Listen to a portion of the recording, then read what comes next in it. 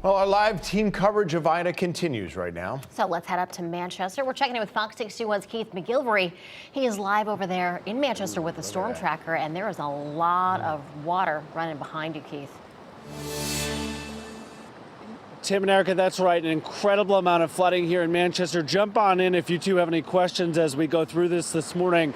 But this looks very much like a lake out here this morning. Off in the distance, there is that fence there, and below that fence is about an 8 to 10 foot drop down to a brook we saw yesterday, which I would have described to you this time yesterday as kind of a gentle brook. Well, that has blown its banks at this point. An incredible amount of water filling this park here in Manchester.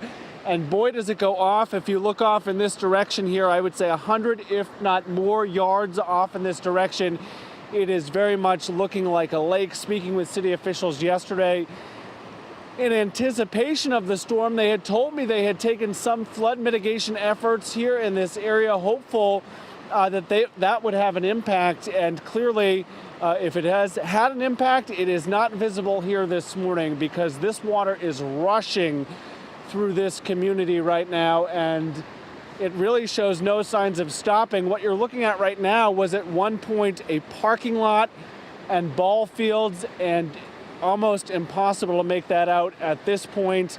Yesterday there were about maybe a dozen or two sandbags all packed up against that building off there in that distance, but not enough at all to hold off the floodwaters we are hearing and seeing out here this morning. It is quite a sight, guys, and obviously shows no signs of slowing down. The rain is fairly light at this point, but I think a lot of the damage at this point has already been done. Just to clarify, Keith, you're once again where? At Charter Oak Park there by 384 and by the Hungry Tiger restaurant? Yep, so I'm at Charter Oak Park, a spot that is typically very popular with folks. There's a basketball court off in this direction.